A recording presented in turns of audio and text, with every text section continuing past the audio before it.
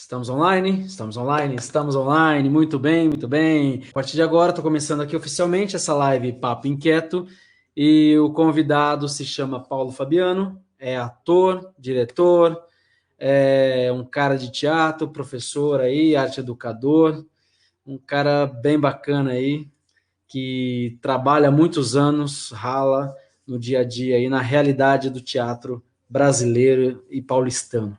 Vou chamar aqui meu amigo, meu diretor, meu brother, meu irmão, Paulo Fabiano. Seja bem-vindo. Opa, como vai, querido? Boa noite. E aí, mano, beleza? Boa noite. Beleza, tudo bom. Aqui é assim, gente. A gente se trata de mano porque a gente tem história. Então, Sem dúvida. é isso, meu querido. Muito obrigado, ó, por você aceitar aí o convite, por estar aqui hoje, né, para a gente conversar um pouquinho aí. Essa live aqui é pensando nisso mesmo, de reunir, encontrar os amigos, né, para contar sua trajetória, né, o que fez, o que deixou de fazer, o que viveu no teatro, nas artes em geral, né, e falar mesmo dos nossos. A gente está gastando muito tempo aí falando de gente que não presta, de político sem vergonha, e deixa de falar de quem interessa, de quem importa, que são os nossos, né? São os amigos, a família, os artistas. Então, essa live é para isso, para trocar com os amigos. Você quer falar alguma coisa aí? Quer dar um alô para as pessoas? Bem, um alô para todo mundo que está aí, que está acompanhando, né? Vamos ver se alguns camaradas, amigos aí, né, de jornada também comparecem para a gente também conversar, aproveitar e ir trocando ideia, né? Olá, Maísa, como vai? E, E, gente, Paulo, eu sei que você não está acostumado muito com as tecnologias e tal, vamos, mas já vai se adaptar rapidinho aí, sem tá? dúvida. Obrigado, Maísa. Vamos lá. Ó, antes da gente começar o papo aqui, o André, grande Paulinho Fabiano, um abraço para este grande profissional. Ô, Aí, André, ó, valeu. já está aparecendo aí, hein? Os Que bom, seguidores. bom, gente. Então é isso, mano. Vamos lá começar. Tranquilo. Bom, já agradeci aí. E primeiro quero começar pelas perguntinhas básicas aí da vida, né? Uhum. E básica, porém, às vezes muito complexa de responder, né? Que é, quem é Paulo Fabiano? Opa, mas aí já Já quebra começou as na pernas, pedrada, né? né? Bom, rapaz, eu sou, acho que como todo mundo, uma grande mistura, né? De acontecimentos e tudo mais, e culturas e vivências. Desde a família e desde os ancestrais, uma grande mistura, né? Eu sou filho de um pedreiro e de uma dona de casa, costureira, lavadeira, né? E que isso já significa muito na, na composição do sujeito que eu sou, né? Isso fala de uma ancestralidade, que a minha é essa mesmo, né? De negros e indígenas. Eu sou afro-indígena ou afro-tupi, como melhor canta Aldir Blanc e João Bosco, né? De sangue afro-tupi. E isso significa muita coisa, né? Significa uma história cultural, um lugar na sociedade que fez com que eu, como muitos, tivesse que procurar caminhos para poder se encontrar, né? Encontrar sua própria força para existir, para conviver, para abrir seus caminhos, para produzir, para ser, né? Então, é uma mistura de tudo isso, é uma mistura das experiências, das pessoas com que me atravessaram, com quem eu convivi e que me ensinaram a ter fome. E eu acho que sou isso, um sujeito esfomeado. Muito bem, mano. Pô, legal. Cara, você sabe que nessa semana eu vi já duas pessoas se assumirem como descendente indígena, sabe? E você é a segunda pessoa nesta semana, e acho muito legal isso, porque a gente esconde um pouco, né? O brasileiro esconde o passado, né? Gosta de mostrar só o que o ascendente europeu, né? Só o É, ascendente que vem de Portugal, da Itália, enfim, dos países aí europeus. E quando vem da África ou vem aqui, ou já é nativo, né, tem vergonha, né? Pô, acho bacana, muito legal. é um momento importante, né, de fazer essa afirmação. Eu sempre tive orgulho, na verdade, da minha ancestralidade e sempre que posso troco essa ideia com os meus filhos. Recentemente, naquele papo de café da manhã, delicioso com os filhos, né, agora que eles estão em casa, né, o tempo todo, é, rolou um papo delicioso sobre isso, né, sobre o fato de que mesmo sendo parte de uma grande parcela do Brasil que viveu e vive na pobreza e tem nessa situação um grande motivo de orgulho, não por ser vítima ou sofredor ou menor, mas porque existe uma história que sustenta o seu caminho, a sua procura, né? Sua luta, e não é pouca, é uma história profunda e enraizada. E Uhum. nesse momento nós temos uma luta muito clara a fazer, que é contra processos de colonização. Todo processo de colonização que não acabou, não terminou no nosso passado recente. Ele prossegue com outros mecanismos, com outras formas, inclusive com a atual forma de controle, que é a do autocontrole, né? Sim. Eu entrego, né, toda a minha vida para o sistema, né, para ser controlado por ele. Então, assim, o processo de colonização ele vai se tornando cada vez mais interiorizado e tornando a nossa relação social problemática. É muito difícil para romper certos limites e avançar também nas conquistas que nos interessam, né? Por exemplo, no campo do teatro dá para falar muito sobre isso.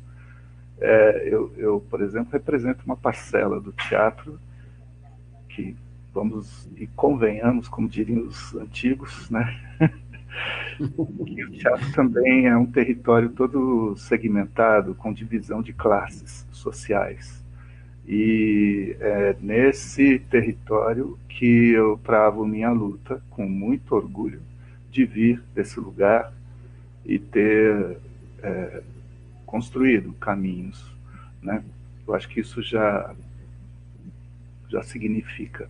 Então acho que é por isso que a gente tem que, não é uma questão de modismo, mas é uma necessidade de, de afirmar, né, certas questões Sim.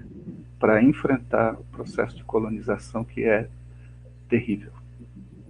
Pois é, ontem com o Grupo Dragão 7 a gente está fazendo alguns ensaios online aí, e nesses ensaios a gente está convidando algumas pessoas, né? E pessoas para falar sobre o matriarcado.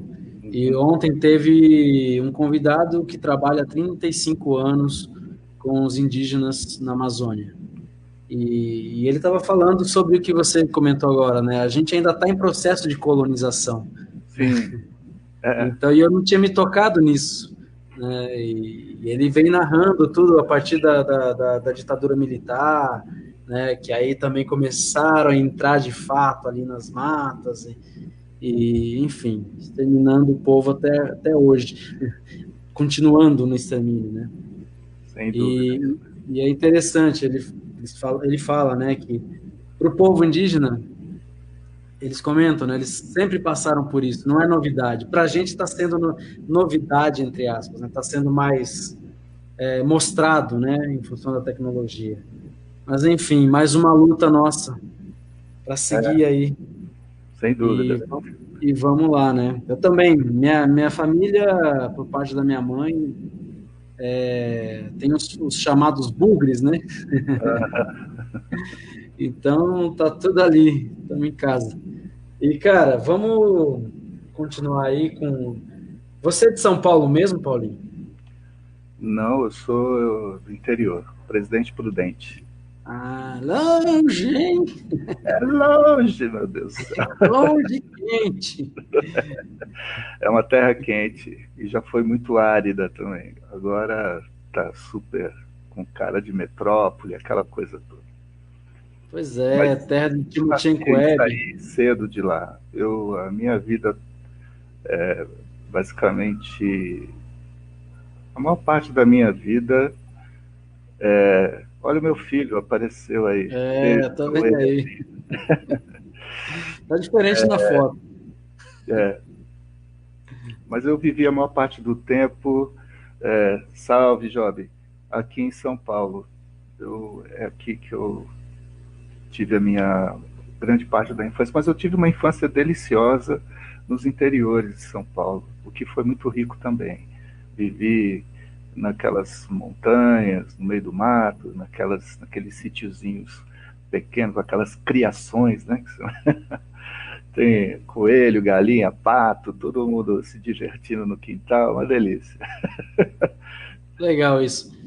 E você acha que essa infância tua, Paulinho, você tem um trabalho, eu já vou pulando aí um pouquinho, né? Eu ia falar disso lá na frente, mas vou tentar fazer uma ponte aqui. Porque eu também me vejo, né? Sou do interior, Uhum. e sempre quando eu ia criar um trabalho, principalmente corporal, a memória da infância, de correr, de subir em árvores, era muito forte em mim.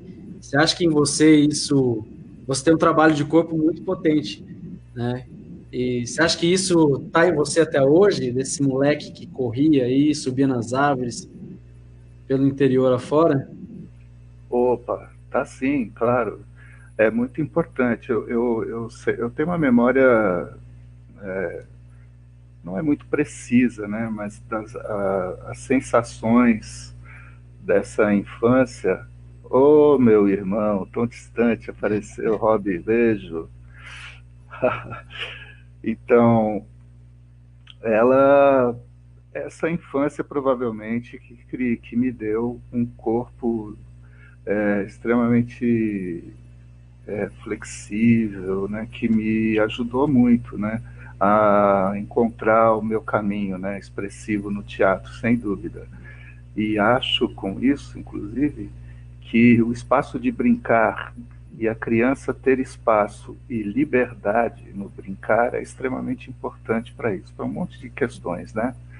Não só as questões fundamentais, né, da sua estruturação física, de fortalecimento, de coordenação, cognição, mas é bem mais que isso, cara. Essa coisa que a gente busca constantemente, né, na formação, na educação, que é a autonomia, né, ter o sentido disso, sentir isso, não só falar ou pensar isso, mas sentir isso, a sua possibilidade de se mover, se locomover, né, construir, destruir, refazer, essa possibilidade de estar criando e recriando sempre esse universo amplo, né, que o meio do mato dá pra gente, né? Quer dizer, brincar dentro de um bambuzal, cara, é um negócio mágico, fantástico, fabuloso. Tem som, tem cheiro, tem aquelas atmosferas todas dentro de um.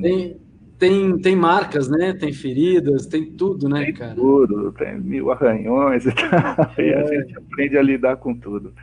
Fortalece o espírito e para criança. E aí, Creuza, beijo.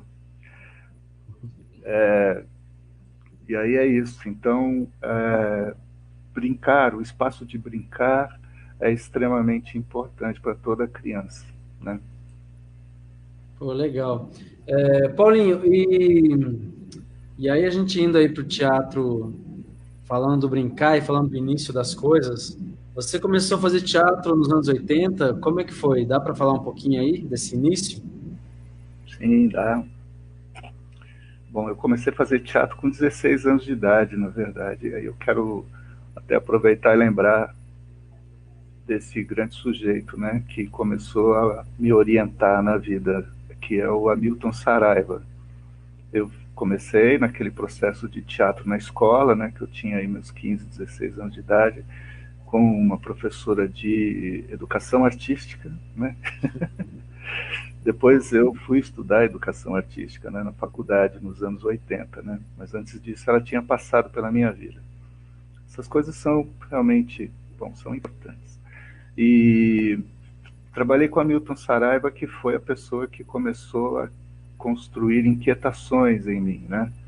Um monte de perguntas sobre as minhas posições ali com relação ao teatro, o que eu estava querendo com aquilo, enfim. De um jeito muito, muito amigável. E eu aprendi naqueles tempos com ele e com o Jambaí, que era o grupo dele, que era um grupo familiar, era ele, a esposa dele, que eu infelizmente não lembro o nome, o Heitor Saraiva, a esposa do Heitor Saraiva, e tinha acho que mais algum parente, era um grupo bem familiar, e eram muito potentes na periferia, eles trabalhavam muito nas periferias, né? E ele me deu esse norte, né, de um fazer não tão excitado, assim, né, do teatro, não tão glamuroso, mas de uma entrega tranquila, né, possível.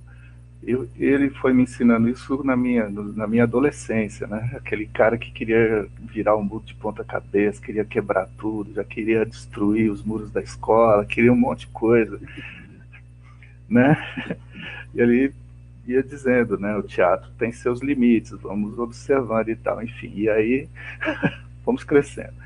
Nos anos 80 eu entrei na faculdade, terminei a faculdade, não foi muito fácil não, mas contei com ajuda, enfim, colaboração da minha irmã, enfim, era uma faculdade paga, né, eu consegui fazer, trabalhando, estudando, terminei o Belas Artes e entrei no Macunaíma. O Teatro Escola Macunaíma dos anos 80 ainda era do Silvio Zilber e tinha como base, ainda naquele momento,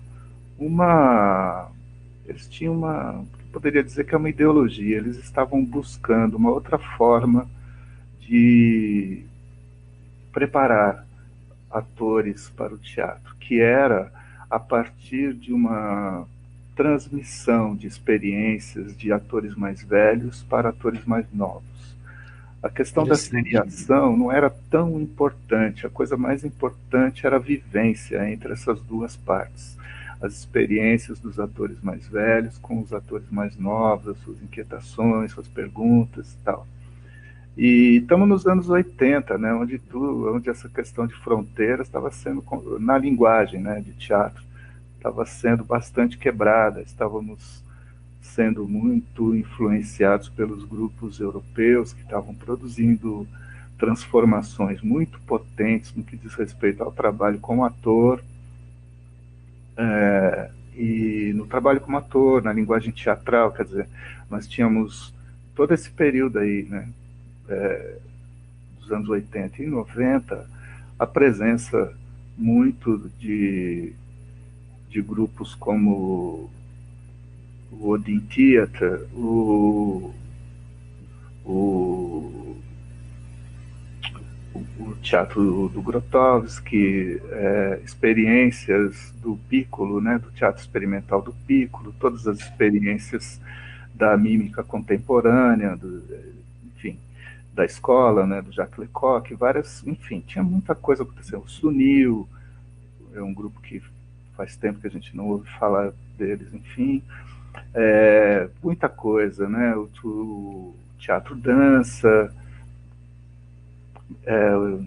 muitas influências, né, estavam acontecendo nos anos 80. E a questão do trabalho físico era muito presente, esse era um foco muito importante nas pesquisas dos anos 80 sobre o trabalho de interpretação, na busca, essa que a gente segue fazendo até hoje, de uma potência mesmo, né, na presença do ator em cena, que necessariamente precisa de uma experiência física aprofundada, né, não só racional, além disso, sensorial ou até extrasensorial, que é bem difícil de atingir, Aliás, o Teatro X nasceu buscando isso, as experiências extrasensoriais, através de treinamentos bem fortes, inclusive. E é bem difícil de atingir, posso afirmar para todos vocês, não é fácil, não. A gente vai chegar lá, hein? E, Paulinho, você está falando desse teatro nos anos 80. Para você, na sua trajetória, o que que mudou, assim, do teatro de grupo, principalmente nos anos 80, 90 e anos 2000, assim? O que que mudou, o que que é bom, o que que não é bom, as relações, a criação, o processo? Bom, teatro de grupo é uma história que precisa ser montadinha direito, né? Acho que tem algumas pessoas que estão tentando fazer isso. Tem várias partes essa história, né? Nos anos 80,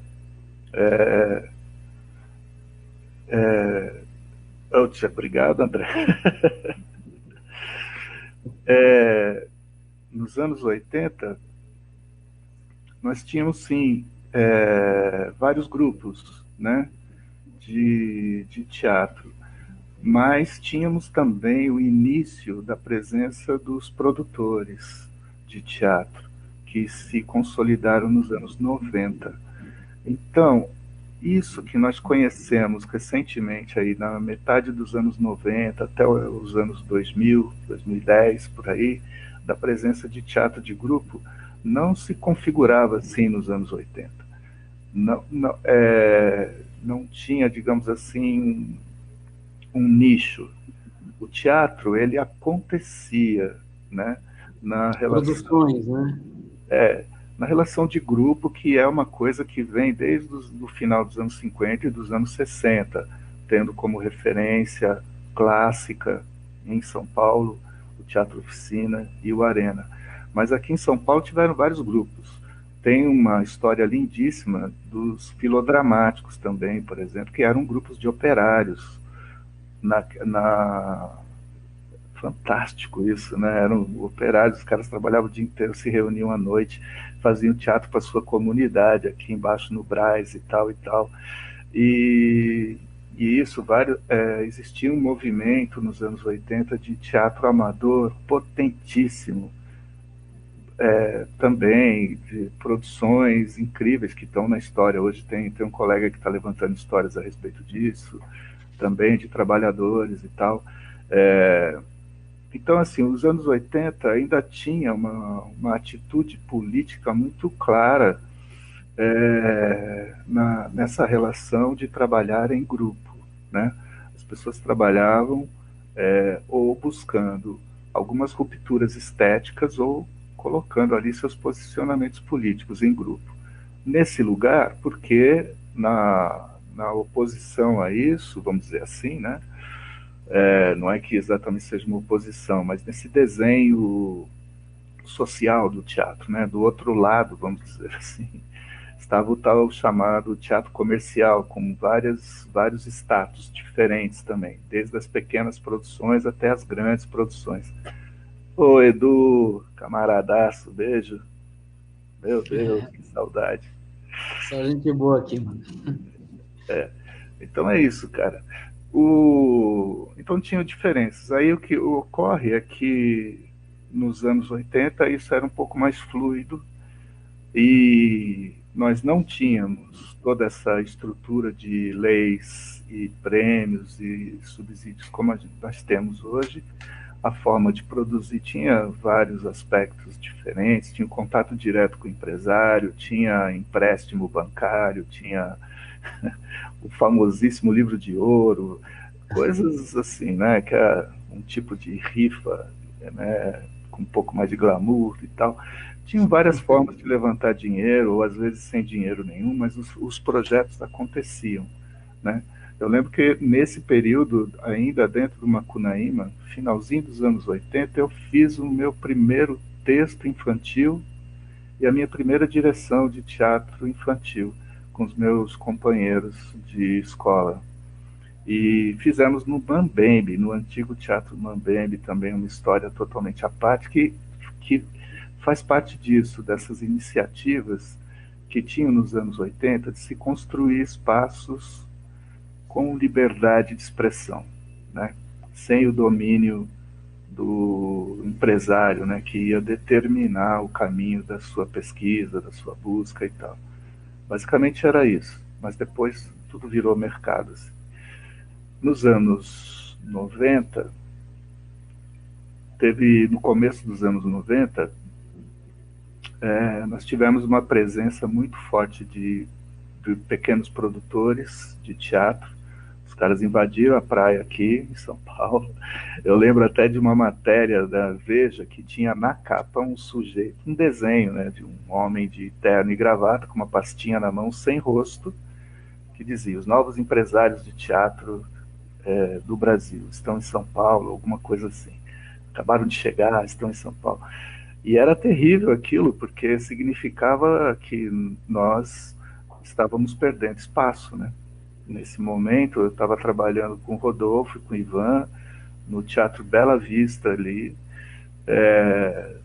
Estávamos... No Major Diogo? Major Diogo, E no Major Diogo, a gente estava fazendo lá...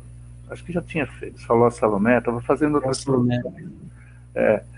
No comecinho dos anos 91, foi onde estava junto com o Edu, estava junto com o Robson, uma rapaziada muito boa. E isso significava, na verdade, que a cidade de São Paulo estava perdendo espaço para esses produtores. Foi o momento que apareceu também essa figura do captador de recursos, né? Figura master, por causa da lei Rouanet, que na época tinha outro nome. Tudo isso foi fazendo com que o trabalho no teatro fosse ficando bem difícil.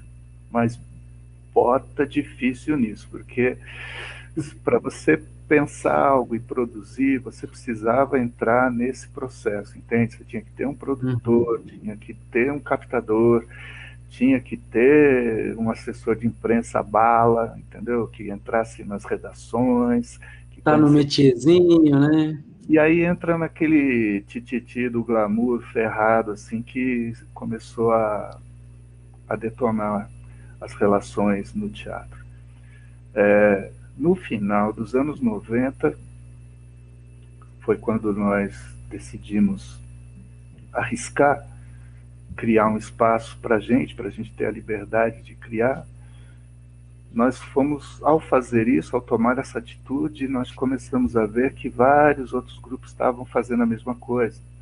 E nós começamos a conversar, a dialogar com esses grupos, então, sobre isso, né, o que era aquilo. E vem de uma necessidade clara de ter um espaço de liberdade, né, e onde nós pudéssemos encontrar nossos próprios caminhos para produzir, mesmo que na precariedade, mesmo que fosse precário mesmo, assumidamente precário, e que não fosse precário só porque o outro não nos quer, mas é que, uma vez que não tenha, vamos trabalhar em cima da precariedade, transformar isso e tal. Mas a coisa mais importante era criar um espaço de luta.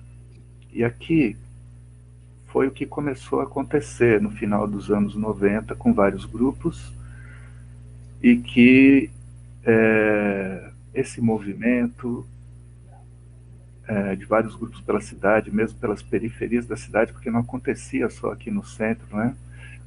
Isso começou a acontecer nas periferias também, foi chegando perto dos anos 2000, onde surgiu a Lei de Fomento e um programa público que no início tinha uma proposta incrível, né? Porque era uma proposta de política pública integrada, né?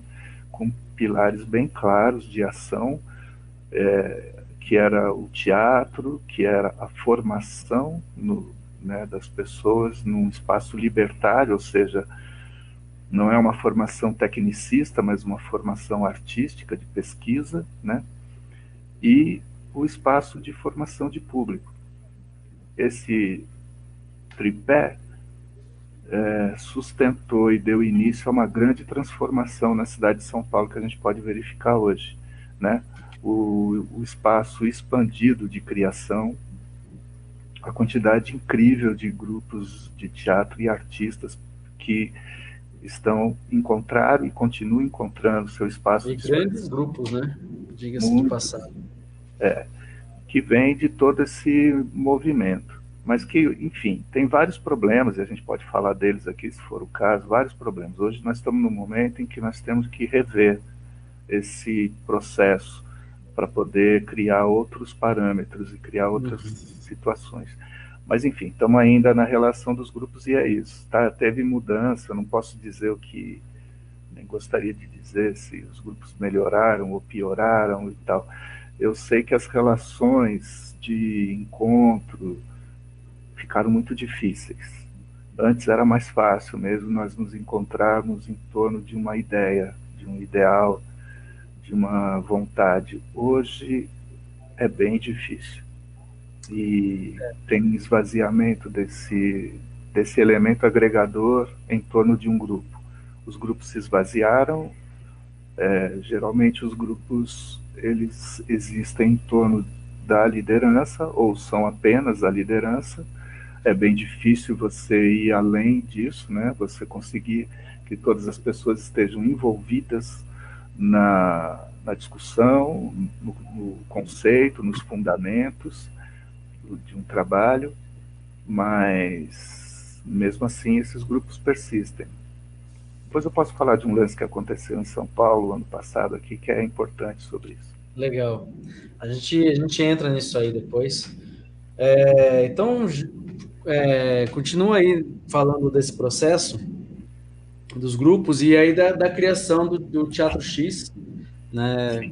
Quando o grupo foi criado de fato e desse período também ali na Praça Roosevelt, também que foi um período bem interessante.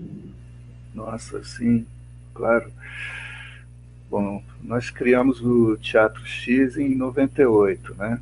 Nós alugamos uma antiga funilaria que estava toda precisando de uma funilaria, estava toda quebrada, arrebentada.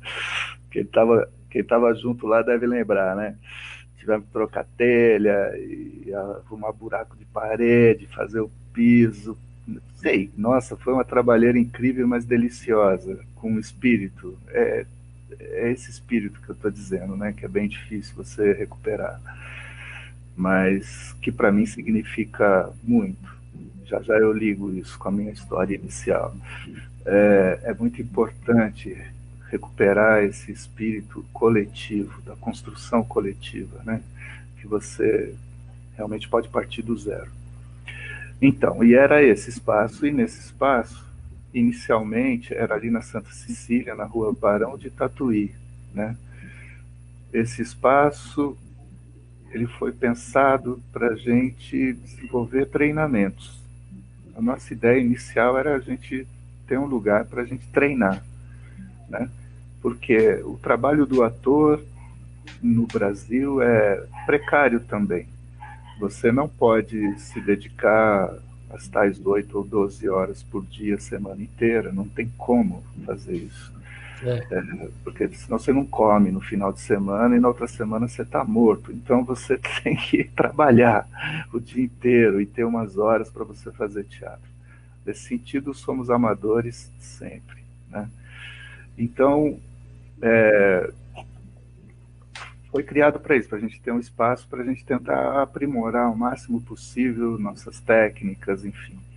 E ali eu trouxe elementos da minha preparação anterior que tinha a ver com, com uma pesquisa da dança clássica indiana, do Kathakali, com algumas pesquisas que tinham a ver com o Tai Chi Chuan, que nós praticávamos no início da formação do Teatro X, que não foi em 98, foi antes, no Vento Forte, há alguns anos antes.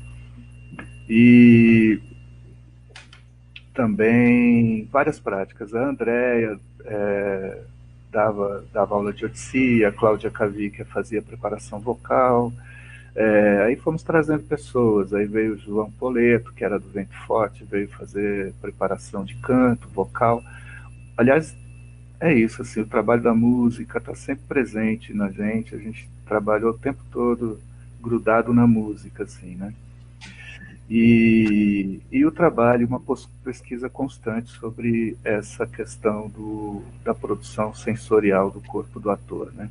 A sensibilização e a produção de sensações físicas. Enfim, começamos com isso, mas logo em seguida começamos a trabalhar num projeto de pesquisa que era o Torre de Babel, do Arrabal. E era para a gente pesquisar, só que foi ficando gostoso, foi ficando bom, foi aparecendo coisas muito legais assim no processo, criações interessantes, era muito estimulante tudo aquilo. Lembro que desculpa, Opa, tranquilo. o, o Luiz, ele fazia treinamento de mímica, o Luiz, né, que tem a escola Sim. de mímica hoje aqui em São Paulo, ele fazia os treinamentos de mímica com a gente. Enfim, e aí fizemos o nosso primeiro trabalho, que era lá, né, nesse espaço, tínhamos feito um outro antes, fizemos o Torre de Babel, que foi uma delícia fazer aquilo por tudo, né? Pela generosidade do Arrabal, pela toda a vibração maravilhosa que ele nos mandou, muito embora não tivéssemos produtor, nem assessor de imprensa, nem nada disso. Mas, cara, o Arrabal é esse cara, né? Que você escreve para ele, olha, quero montar sua peça. Beleza, quando? Quando é? Não, ele é É, onde que eu maravilhoso. autorizo? É, ele é maravilhoso, é incrível nesse sentido. E é isso, fizemos a Torre de Babel, depois continuamos nossas pesquisas, fomos agregando outras pessoas, é, e fomos fazendo nossas produções ali, né? E fizemos, a minha memória não é muito boa assim, na sequência, mas acho que na sequência fizemos o Zumbi, com a presença do incrível Ney Mesquita, com a direção musical do Douglas Germano, que hoje vocês podem ouvir nas rádios de São Paulo, um sambista incrível, um criador maravilhoso. O Ney Mesquita, um cantor incrível, fabuloso. Esse projeto, o Zumbi, por exemplo, puxa, fizemos uma caminhada maravilhosa com ele nessa discussão mesmo da escravidão no Brasil, muito apoiados nas experiências do Arena, né, sobre esse projeto. E fizemos alguns lugares, fizemos espetáculos lindíssimos lá no Espaço Equilíbrio, né, que era aquela olaria toda quebrada, que era um lugar de festa e tal. Fazíamos um espetáculo lá maravilhoso, uma coisa linda, né? E bom, ficamos lá um tempo. Aí, obviamente, o dinheiro não dava mais porque esse espaço ele era cotizado, né? Todos nós trabalhávamos e dávamos uma grana por mês para manter o lugar. Daí nós começamos a fazer as peças tinham uma bilheteria que ficava toda para o espaço, então acabava que ninguém ganhava nada. Mas a ideia inicial era essa mesmo, era a gente ter um espaço para criar, e ganhar era trabalhar em algum lugar para poder ganhar, né? Isso estava bem claro no início, mas essa ideia e esse conceito foi mudando com o tempo, porque muda, né? Porque você está fazendo peças, porque daí tem bilheteria, porque aparece no jornal, porque daí tem entrevista, essa concepção inicial perde um pouco o seu peso, vai virando outra coisa. E perdemos esse espaço porque não tínhamos dinheiro para continuar e o dono não tínhamos dinheiro porque o dono ia vender o prédio e nós não tínhamos como comprar, infelizmente, né? Então tivemos que sair. Aí saímos e enlouquecidamente entramos naquele espaço lá da Roosevelt. Eu não me lembro como é que isso se deu, eu sei que nós alugamos aquele lugar. O Edu tá aí, deve saber como é que a gente decidiu isso, sei lá, cara, eu não me lembro. Eu sei que nós alugamos aquele lugar, porque era apaixonante, aquele subsolo, aquele porão, tudo aquilo era uma paixão, assim, era muito instigante pensar, criar ali, viver ali. E ali, na Praça Roosevelt, pô, foi uma experiência fabulosa mesmo. É, antes, né, montamos o Cidadão de Papel e o Prometeu. Fizemos uma sessão do Prometeu embaixo de chuva, lá na Santa Cecília, Nossa, que cheio de legal, cara. público. Que Uma legal. temporal incrível, levantou a telha e a gente fazendo a peça embaixo de uma chuva incrível. Ficou bonito, assim, ficou cenicamente maravilhoso, porque era o fim do mundo mesmo. Então, mas esses atores são demais, né, cara? Puta, que eu olhava e falava, cara, eles estão enfrentando a chuva. Beleza, meu, vamos embora até o fim, vamos. Porque você tem esses atores, né, que compra mesmo e vai, e cai na Ah, lama, o outro que vai lá no Rio Tietê e que acaba caindo, mas você tem aqueles também assim, olha, não tem uma luz em mim, não faço. oh, Jesus. A gente tem de tudo, né? Tem de tudo, é isso. É o teatro do Mas glamour. Né? eu prefiro esses aí, ó, da telha quebrada com chuva. Não, maravilha. Puta, cara, você não sabe que emoção é isso. É uma emoção incrível. Você vê seus companheiros lutando com tudo ali. Quer dizer, você quer abraçar todo mundo, beijar, né? Mas é isso, é muito É duro. a Você tem força do que. coletivo, né, cara? Isso Exatamente. demonstra a força do coletivo, a coisa acontece, né? Acontece. Brota beleza em qualquer lugar, né? Exatamente. Cria cicatrizes também, machuca, né, Sim, e claro. tal, mas enfim, é isso aí. Nossa vida tem um monte de cicatrizes, a gente não pode negar. Mas aí é o seguinte, cara, nós na Praça Roosevelt, porra, foi um trampo muito intenso. Na Praça Roosevelt nós é, vivíamos dia e noite naquele lugar lá. Na parte de baixo, no porãozão lá, nós fizemos uma cozinha, né, cara? Então, porra, cara, a gente fazia café, fazia almoço, jantar, nego levava suas coisinhas, fazia comida lá mesmo, cozinhava comida, costurava. Eu tenho uma das fotos da gente preparando os figurinos do Bando de Maria e o Edu, que é incrível, que faz milhões de coisas, faz figurino, faz adereço, faz barba, faz postiça, é um cara demais. E tem essa foto de todo mundo trabalhando lá, alguém cozinhando, uma galinha, né? Porque a gente colocava na época uma galinha em cena, que gerou um certo problema e tal. Mas ela era a nossa mascote, a gente andando para aquele lugar e a galinha atrás e tal. E o Edu costurando, e a Aide costurando, e um fazendo um negócio aqui, outro fazendo lá. Cara, é a coisa mais linda do mundo. É a famosa sensação de tribo, né? É maravilhoso. Eu tenho uma saudade absurda disso, né? Não exatamente do prédio, do espaço, mas da relação que aquilo nos proporcionou, né? E ali fizemos muitas coisas. Fizemos nossas peças, fizemos esse espetáculo maravilhoso que é o Banco de Maria, né? Esse foi talvez ali naquele pedaço de território, uma das criações mais belas que nós fizemos juntos. Porque, porra, cara, foi uma construção de fato. Eu lembro do Edu e os colegas, mais o Regis, outras pessoas, pendurando uma lona gigantesca lá no beiral da Praça Roosevelt, que tinha, né, a parte de cima e a parte de baixo, para secar, porque aquele negócio não secava de jeito nenhum. E essas coisas malucas, né, que são maravilhosas, que davam uma força incrível quando a gente entrava em cena, porque todo o nosso desejo de transgredir, de tocar, estava ali, né? E aqui eu vou fazer uma pausa para fazer uma ligação com aquele início da conversa que eu estava dizendo da minha origem, né? Claro que para cada um de nós, de todos os atores que fizeram parte dessas gerações, né? Porque eu vou considerando que são gerações, né? Do Teatro X, assim, tivemos pelo menos umas 4 gerações, né? Foi onde eu conheci, você, foi onde eu conheci a Liz, uma atriz incrível, que foi minha companheira, mãe dos meus filhos, vivemos juntos histórias incríveis, ela lutou muito também pela existência do grupo, e foi onde eu firmei e conheci novos amigos, camaradas como Celso Cruz, trabalhos com Gerson Esteves, companheiros todos lá da Praça Roosevelt, né, com quem programamos e planejamos ações que nós conseguimos realizar no contato com o entorno, com as comunidades.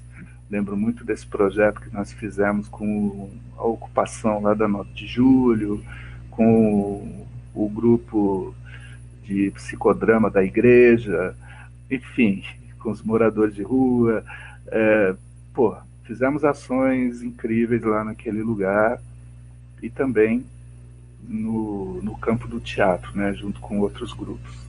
Caixa de Imagens esteve com a gente sempre, se apresentou com a gente lá, né, algumas vezes.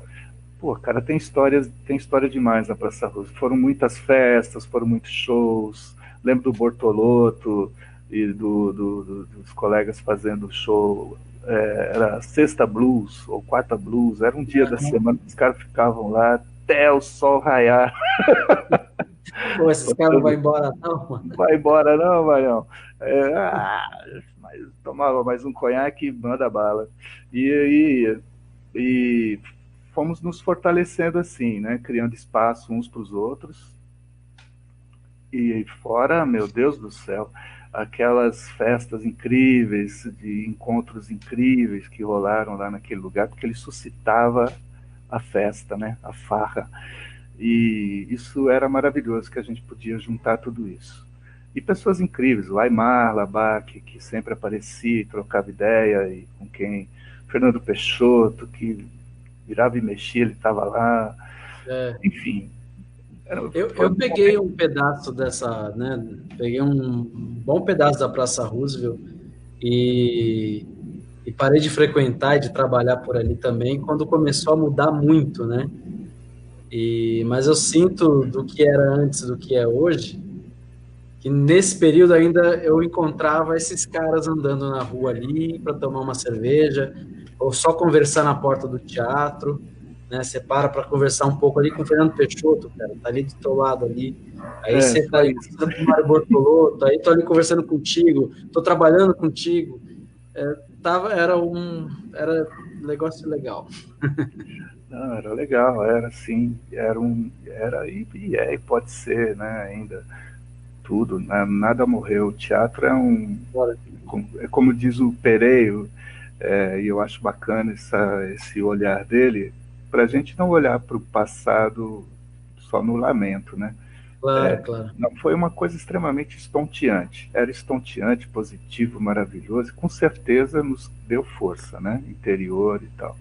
Mas é isso, o teatro é o espaço do não, né? Como diz o Pereio, disse ontem na live lá falando sobre o balcão, né? Essa montagem incrível que aconteceu no Brasil.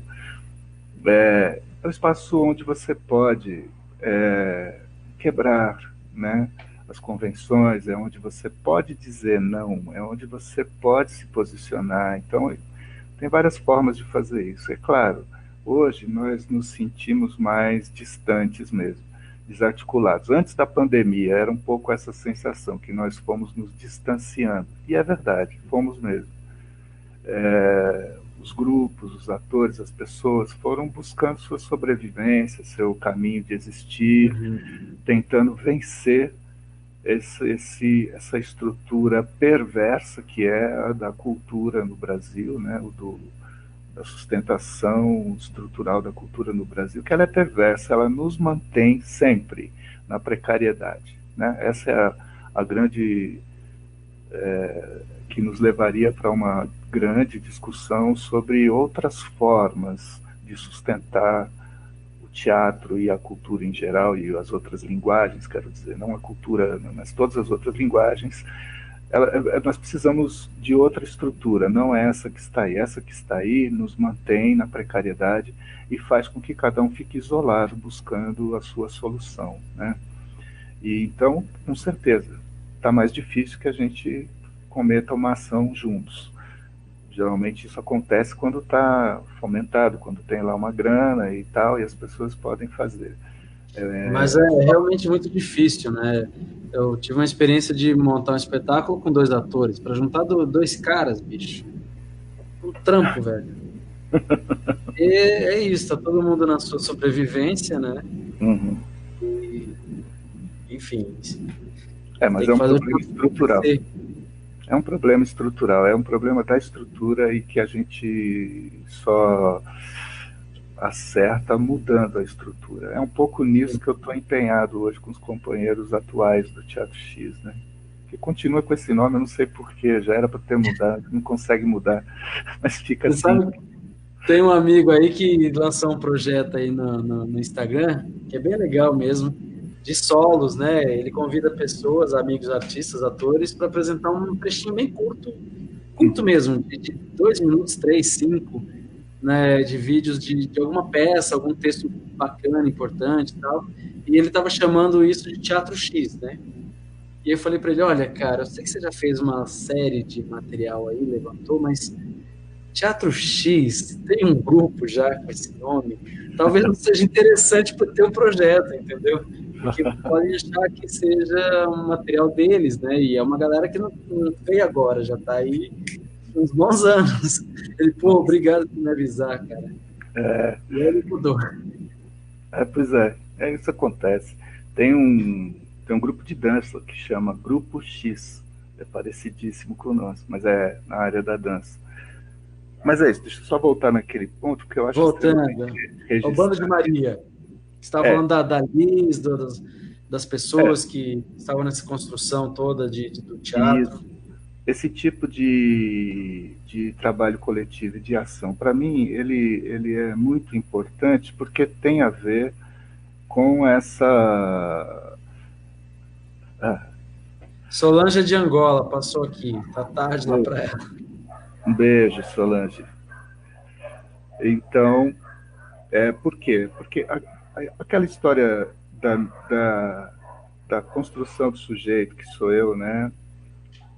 Do meu passado, da minha família, da minha ancestralidade, me joga na sociedade num lugar onde eu tenho que construir o meu caminho. E agir dessa maneira faz parte de tudo isso. Eu sei que isso não é igual para todo mundo e nem é igual para os meus outros companheiros todos do teatro. Cada um provavelmente estava procurando alguma coisa ali, né? Tinha um desejo pessoal e tal. Mas para mim, o fato de trabalhar em grupo, de ter um trabalho coletivo e de afrontar o sistema, criando nosso próprio espaço sem ter um tostão, era fundamental. Esse movimento é fundamental. Eu acho até hoje que é fundamental. Porque não é assim, não é o fato de, olha, eles têm o teatro deles, eu quero ter. Não. A questão é o seguinte: eu afronto essa estrutura dizendo que é possível fazer de outra maneira, certo? É possível existir de outra maneira, é possível pensar e criar de outra maneira. E é por isso que eu lutei tanto, né? Mesmo nos momentos que parecia uma coisa quixotesca, idiota, absurda, eu não conseguia abandonar a luta. Claro que paguei o preço, mas ela tem esse sentido para mim, entende? E acho que o trabalho de grupo, um trabalho coletivo, de várias maneiras e por vários motivos, ele pode atingir esse caminho mesmo, de existir para mostrar que temos outras formas de pensar e de agir, que não precisamos aceitar sempre aquilo que está convencionado e posto como o caminho para vencer. Vencer o quê, meu Deus do céu? Nós estamos num mercado onde só quem tem muita grana é que vence, gente do céu. Nós vamos vencer o quê? Nós precisamos vencer a barreira que nos distancia do público, vencer a barreira da comunicação. Nós precisamos vencer o nosso isolamento e chegar junto. É isso. Então, Pô, cara. E, Paulinho, a gente já está chegando aí a 1 hora já, passa rápido, né? nossa, E, então, eu ia perguntar mais do Teatro X, mais para o final, assim, eu tinha algumas perguntas aí, mas eu acho que eu já vou emendar para nesse papo já da criação do grupo. Mas antes eu queria que você falasse um pouquinho das mulheres do Bando de Maria, que eu assisti o espetáculo, eu achava uma porrada essa peça, e as mulheres o elenco feminino era, o elenco todo era muito bom, mas o elenco feminino eram mulheres fodas. É, E aí, assim, depois de você falar dessas mulheres, falar do Teatro X hoje, né, de o que que ele está fazendo e qual é o caminho aí, durante pandemia e pós-pandemia também, para a gente encerrar tudo isso. tá bom. Ué, o Bando de Maria foi também digamos assim, é preciso falar do tempo, da importância do tempo, sabe? Por exemplo, a Adriana Zenha entrou no processo com o Teatro X quando nós estávamos na Santa Cecília. Ela e a Liz são atrizes de uma energia extrapolante, vulcânica. Uhum. Eu lembro de ensaios da Falha Trágica que eu saía com meu coração batendo, de tão, meu Deus do céu, onde elas vão chegar com isso? Mas era muito potente e eu confesso que eu adoro essa energia no corpo de uma atriz. Acho fabuloso, fantástico, porque só isso já é anticonvencional, né? Uhum. E, e não tenho medo do exagero, não. Nenhum poder, nenhum medo, não tenho. Eu acho que é preciso vibrar o máximo possível em cena. E não farsescamente, né? Vibrar organicamente. E essas atrizes, elas tinham essa capacidade, esse poder incrível. Aí juntou a ID Amaral, que vinha com a gente também lá desde a Santa Cecília. E aí, o encontro delas, mais a Lúcia Caputin, que tinha, acho que, feito alguma coisa com a gente, entrou nesse processo. Tem uma atriz que eu não estou lembrando o nome, infelizmente, que fazia a Helena, que era, nós conhecemos ali na Praça Roosevelt, que fazia parte, acho que, de outro grupo, enfim. E teve uns cruzamentos, assim, dessas potências, mas a reunião disso, ela se transformou naquela vibração cênica por conta do tempo, entende? Assim, delas trabalharem juntas, de se conhecerem tanto, de discutirem tanto, e de terem uma vontade incrível de se impor naquele espaço cênico, entende? Como uma potência feminina forte. Tinha muito desejo, tinha muita vontade nisso, e isso é fundamental para existir alguma comunicação numa peça teatral, né? O ator tem que querer muito comunicar alguma coisa, senão é bem Uhum. difícil que alguma coisa aconteça. E elas todas queriam muito, elas queriam quebrar tudo, elas queriam derrubar o sistema naquela peça. E essa força, essa vitalidade, ainda junto com toda a musicalidade desses dois artistas incríveis, né? Do Celso Cruz no texto, que fez uma dramaturgia maravilhosa e potente, né, nos seus significados, e o Douglas, que fez um trabalho musical lindíssimo, extremamente forte, potente. As senhoras que cantavam em cena, que eu também não consigo lembrar o nome, né, mas aquele grupo regional que tocava junto, era tudo muito simples e forte.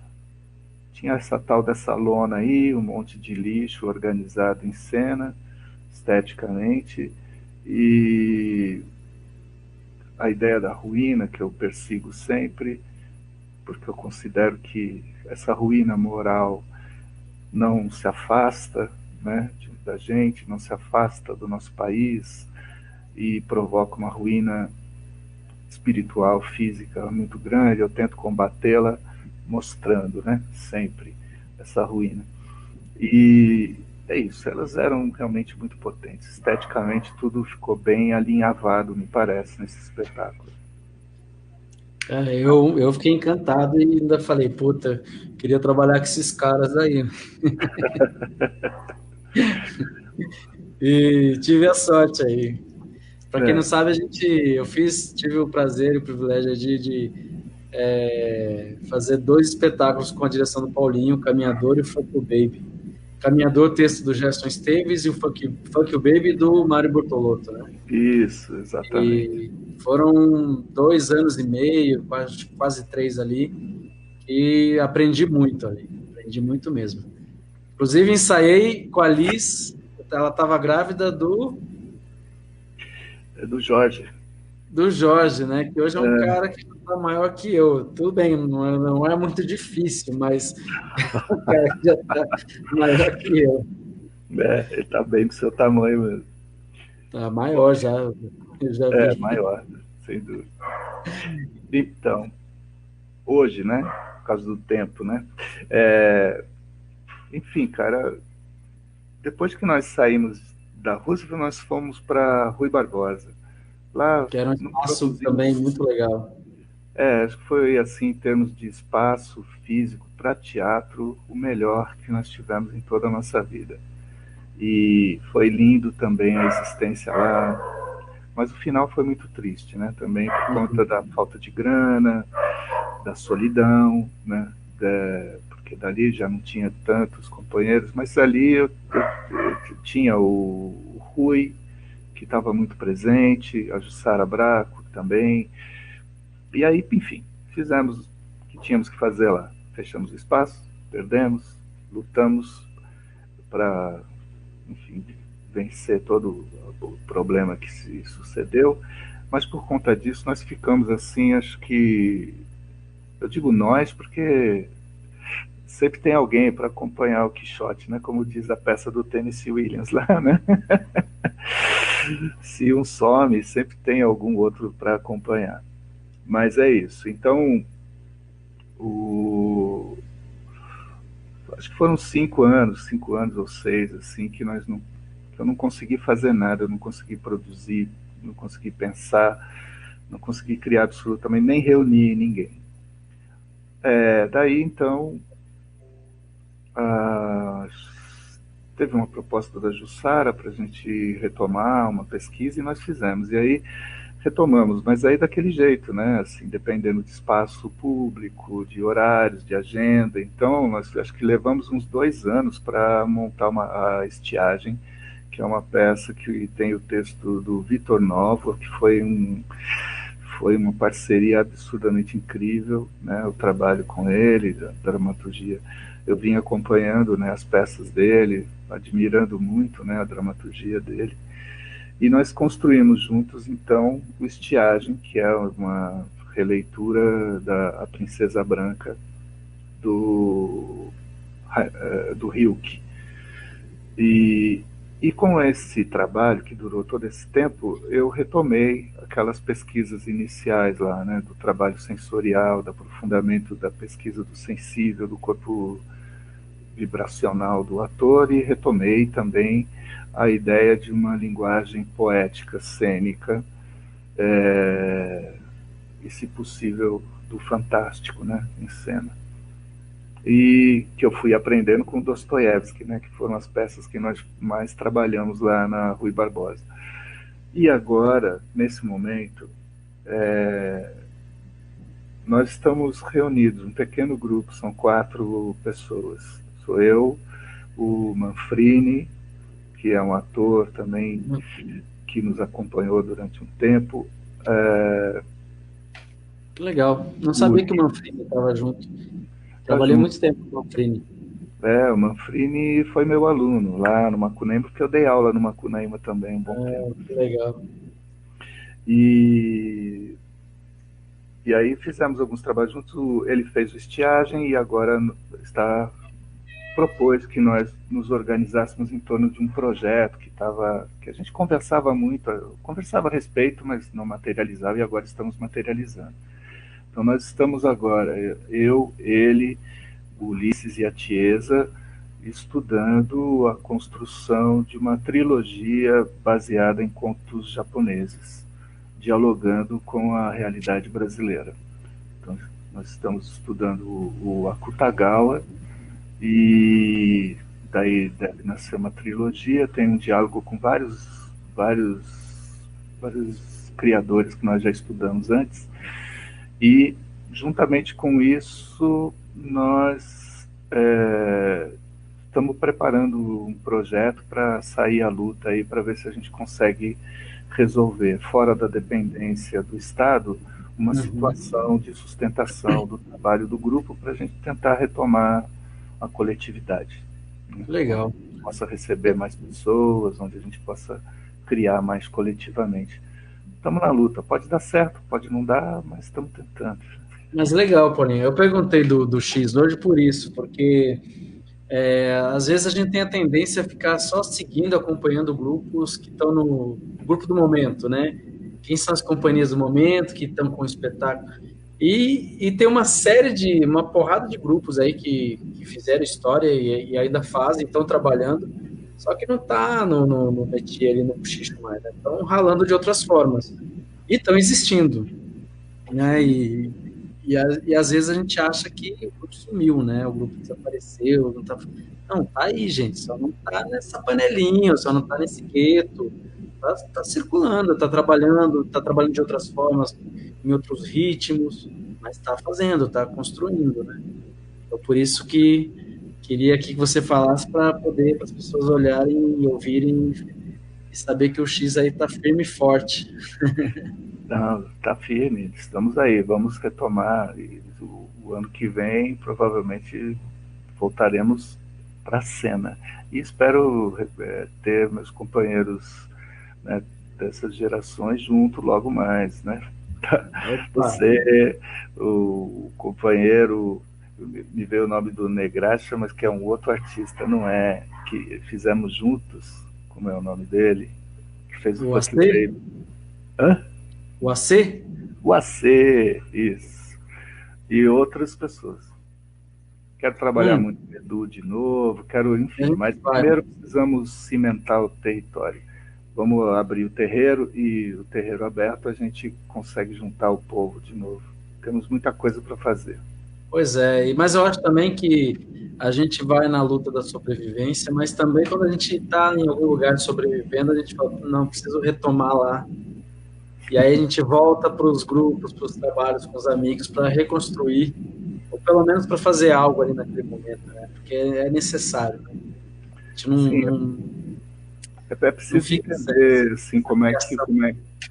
é como na sociedade de São Paulo, no Brasil, porque isso, pelo pouco contato que eu tenho com grupos fora daqui, mas dá para perceber isso, né?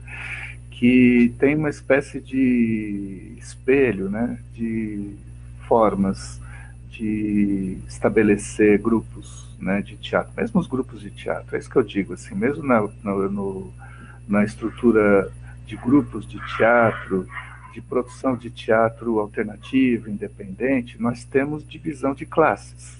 É isso. Tá? Então é isso. Aqueles que têm cacife e têm condições, eles vão estar sempre aparecendo mesmo, de alguma forma. Eles vão ter uma Uhum. plataforma para divulgar o seu trabalho, eles vão publicar livros, eles vão, enfim, ter pessoas, camaradas, escrevendo sobre eles, eles vão... Tudo isso aí, e não tem nada de mal, mas porque tudo precisa existir.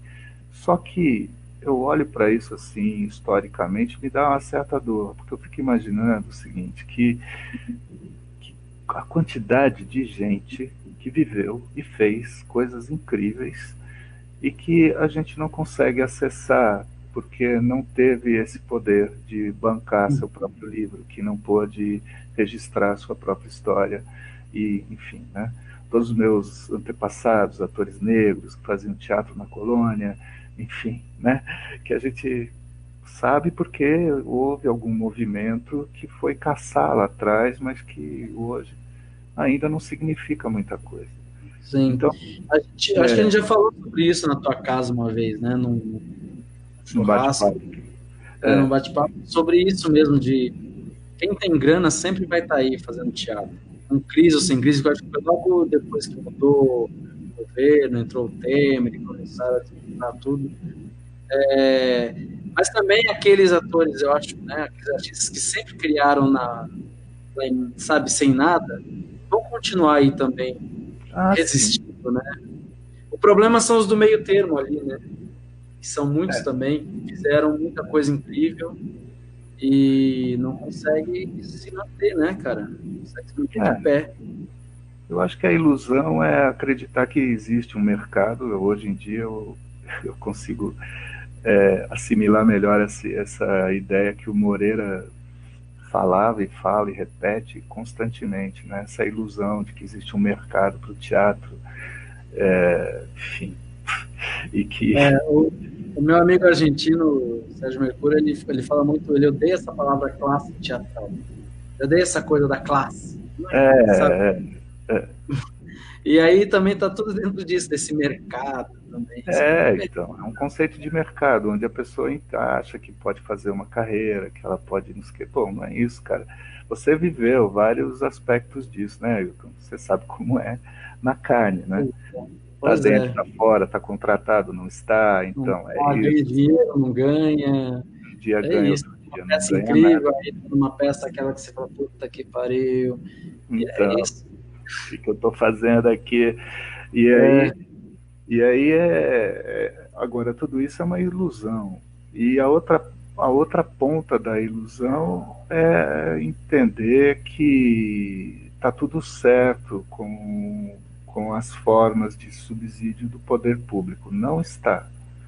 Um dos detalhes que eu estava dizendo que seria legal citar, assim, que faz um tempo já, um ou 2 anos, que vários artistas coletivos, o ano passado eu tive mais presente dentro de um desses grupos, que eram mais ou menos 50 coletivos da cidade de São Paulo, de todo lugar, de vários lugares da cidade, não só do centro, vamos dizer assim, só para a gente se situar aqui num papo rápido, mas assim, da cidade, né? Tinha gente da Zona Leste, do extremo da Zona Leste, da Norte, da Sul, enfim, vários coletivos potentes que muitos têm seus espaços que estão fazendo lá, não aqui. E, obviamente, não tem a visibilidade do centro, né? Mas tem uma comunicação potente no seu lugar. E todos esses trabalhos passam pelas mesmas crises de dependência do subsídio do Estado. E, ao juntar esses coletivos, a discussão era como enfrentar, né, esse processo capitalista e produzir outra visão possível de mundo que um teatro de grupo tem, que é o trabalho de processo de criação coletivo, de pesquisa coletiva, onde está a potência transformadora de tudo, do aprendizado, da educação, da construção do sujeito, está ali, né? E nós já vivemos isso, nós sabemos como isso funciona e como processa. Isso, isso, isso é um movimento, é algo que está acontecendo e que não é visível, mas que de alguma maneira vai continuar e deve gerar um apontamento de outros caminhos, né? pois Mas é. era isso que eu queria dizer, assim, que não tem Oh, nada morto, as pessoas estão vivas, elas só não estão aparecendo né, no jornal, mas tem um movimento incrível acontecendo em todo lugar, com muita sim, dificuldade, porque o Estado está nos precarizando cada vez mais, né? Não importa nem se é o amigo, o colega, conhecido que está no poder nesse momento, não importa. A estrutura é de precarização do sim. artista. Não É, tem nada, nenhum projeto para um artista individual. Só o que a gente tem aí, o que é isso que nós temos. cara, que legal. Eu estava te falando lá atrás, né, do porquê dessa live também. Esse era um projeto que eu tinha desde o ano passado e por N coisas não pude fazer, tal. E aí, com a pandemia, eu falei, vou fazer, e claro, com isso vieram 500 mil juntas. Bom, ok, cada um procura o seu nicho e tal. Mas lá atrás eu já vinha com isso, de mostrar esses amigos artistas que estão aí ralando e trabalhando, sabe, com todas as dificuldades. E não é só que não, em Angola, em Moçambique, os amigos que já vieram aqui, principalmente lá nesses lugares também, no México, no Equador, aqui na Argentina, em Portugal menos, assim, mas tem suas dificuldades, claro que é bem diferente daqui, Sim, mas assim, mostrar esses amigos artistas que estão aí pelo mundo, pelo Brasil, pelo São Paulo, fazendo, criando um caminho possível, sabe, com todas as dificuldades, as adversidades, e com grana e sem grana, e a maioria das vezes sem grana, sim. fazendo o teatro acontecer, cara. Fazendo teatro, pensamento correr, sabe, a mensagem passar.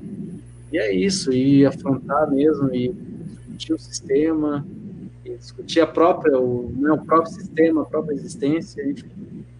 E está sendo bem legal. Que bom que você veio. Que bom. É E isso é aí. isso. Precisamos acabar com a colonização, né? E nós temos um certo conhecimento dessa estrutura coletiva que aterroriza o colonizador. Pois é, cara. E, bom, cara, a gente já está em 1h16. Eu vou encerrar. Tudo E bem. aí, só quero dar um recadinho aqui, falar que o próximo convidado da semana que vem, dia 18, será o meu amigo também, Luiz Campos. Esse é um ator e diretor, o Paulinho, você precisa conhecer. Ele é um cara jovem também que está batalhando e acredita muito no coletivo. Tem o grupo dele, então aí eles estão no próximo projeto deles, eles estão falando sobre o Sem Terra. É muito legal. É um Bom. cara que você precisa conhecer mesmo aí, viu? Aliás, preciso falar de você para ele. E, enfim, gente, sabe, semana que vem, terça-feira, será o Papo Inquieto, será com o Luiz Campos. Fala para vocês visitarem o site do Sérgio Mercúrio, meu amigo argentino, tem alguns cursos lá para artista e de dramaturgia. Eu estou fazendo um curso agora que chama Para que escrever não seja um drama, né? Que é para você realmente escrever sem sair dessa coisa do mercado, somente na dramaturgia.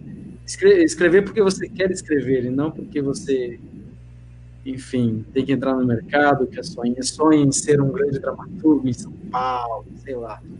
Que você tem essa necessidade de comunicar, de falar algo. Então é bem interessante. E é isso. Paulinho, você quer falar alguma coisa, cara? Pô, bicho, quero te dar os parabéns, meu irmão, porque, nossa, cara, essa possibilidade de trocar ideia é memória. Isso aqui é uma força incrível. Quando você reúne tudo isso, você tem um baú aqui forte de memória, uma potência motriz. E isso é extremamente importante, cara, né? Para poder o barco andar e não andar só com uma leitura de mundo, só uma visão. Te agradeço muito por você ter me convidado demais. Quero desejar, meu, que você siga adiante, fica firme aí. Cara, Faça mais vezes, chame as pessoas mesmo, isso é importante. Foi maravilhoso ver esse seu trampo. E é isso aí. Axé para todo mundo, para todos nós, que tenhamos clareza aí no nosso caminho, para que a gente consiga continuar e erguer os nossos desejos. Vamos derrubar esses colonizadores e essa colônia. Vamos transformar isso num lugar bom para viver. vamos sim, cara. Eu fico muito feliz com as tuas palavras, Paulinho, porque assim, já passaram. Você é o convidado aí, amigo de número 34. E são 34 pessoas incríveis, assim, que passaram por aqui. E você falando essa coisa do registro, né? E parece uma bobagem estar aqui, cara, mas tem um trampo, dá um trabalho estar aqui, dá um trabalho falar com as pessoas para poder encaixar os horários, os tempos, estudar um pouquinho, né, a história das pessoas. A maioria são amigos, eu conheço um pouco da trajetória, mas é bom ler, né, sobre o amigo que está vindo aqui, né, para não falar bobagem também. E é um registro muito bacana. O Edu teve aqui, foi lindo também, cara. A Creuza teve aqui, a Solange de Angola esteve aqui também. Então teve muita gente boa, cara. E eu já estive pensando em parar, porque falei, pô, cara, a vida já tá me chamando outras coisas, mas eu estava fazendo 2 dias por semana, eu estava fazendo um, mas eu quero manter, porque eu acho que realmente, quando eu estou aqui de frente para você aqui, eu falo, pô, é esse lugar que tem que construir mesmo aos poucos aqui, e é isso. Juntar tudo isso depois e ter um registro dessa gente. Cara, isso aí é extremamente importante. É um documentário. É Pois é. importante, sim. Importante. Pois é. Parabéns. E Obrigado. beijo para os colegas que apareceram aí. Morro de saudade de todo mundo.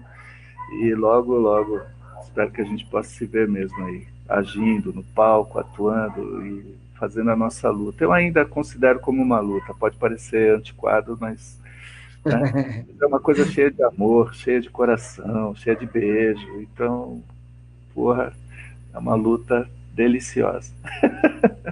Cara, legal, obrigado mesmo, Paulinho. Obrigado aí aos amigos do Paulinho que passaram por aqui, aos meus amigos, a família do Paulinho também, que eu vi aí. Quem mais? Aos amigos que estão sempre aqui, ao Chagas, a todo mundo aí, tá, gente? Obrigado. Até terça que vem, para quem quiser passar por aqui, tá? Serão muito bem-vindos.